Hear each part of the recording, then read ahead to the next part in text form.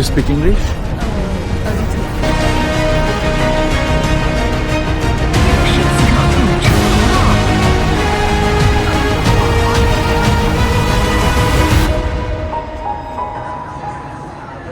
Megérkeztem az új helyszínemre.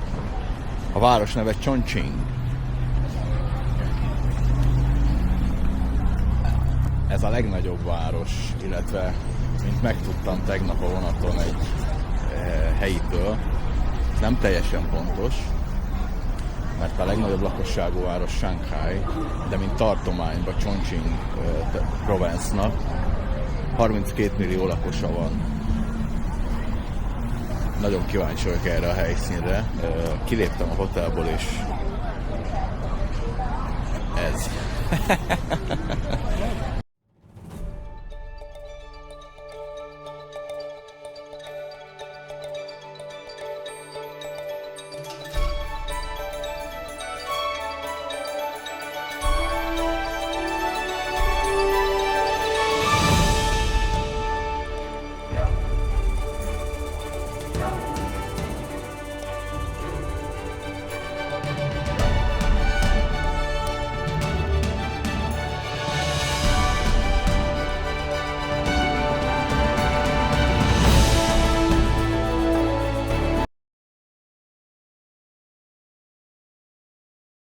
Elképesztően nehéz itt a tájékozódás. Itt lefele is vannak utak. Ez a kínai város, ez valahogy egészen más, mint a többi, legalábbis ahol én eddig jártam. Itt sokszor nem tudod, hogy az utcán vagy pár szinttel fentebb vagy lentebb. Nincs igazából pontos viszonyítási rész, hogy melyik a pont zero, vagy az alap, nem is tudom, hogy mondjam.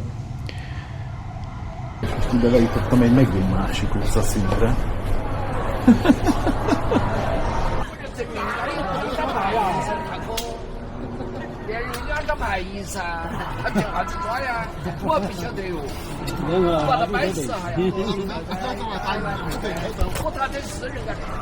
Komoly pénzbe megy a játék, nem ám csak úgy kártyázgatnak. Ezt már több helyen megfigyeltem itt.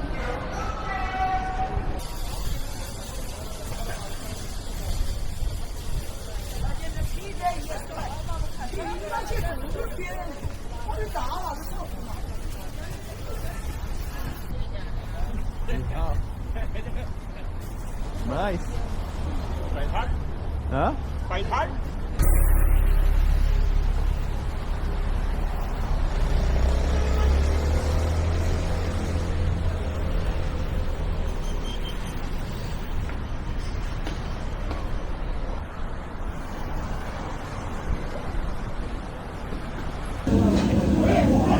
Újra egy másik helyen, most vacsorázom, szintén nem turistás.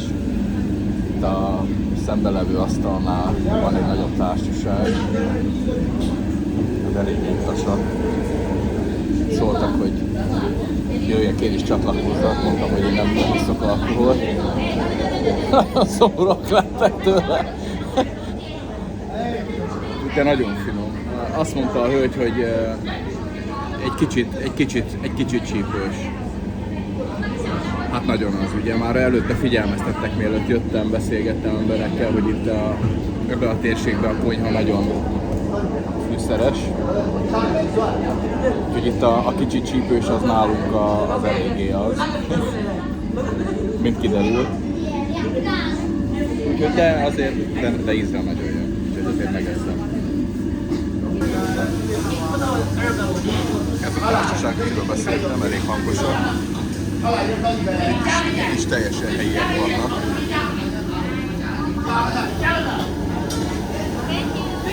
Ezt nézd meg még itt. Itt még oda le lehet lépcsőzni. Yeah? Yeah? Yeah, I go that way.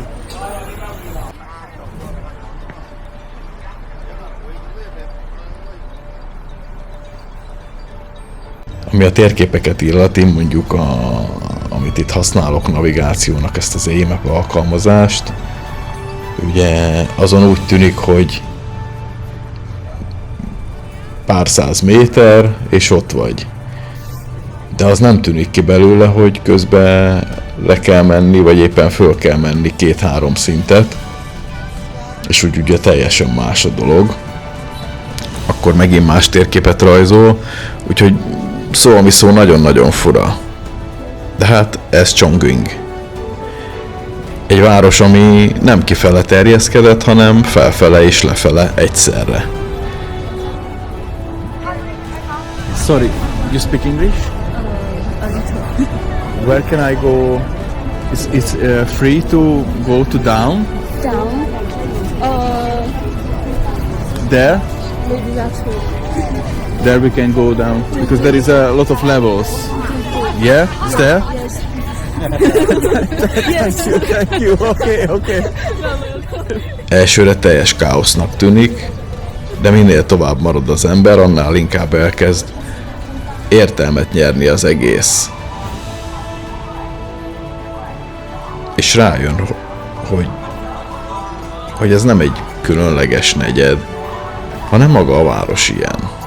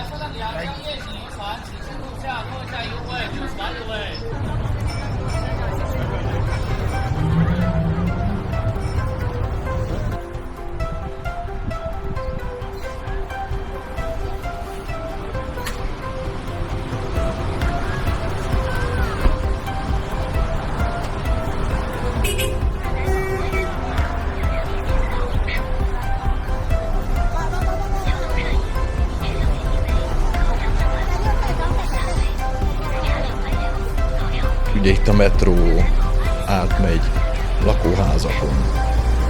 Ugye ez nem metróállomás, vagy egy megálló, amit láttunk, hanem egy lakóház. És ott megáll, és az ember otthon van.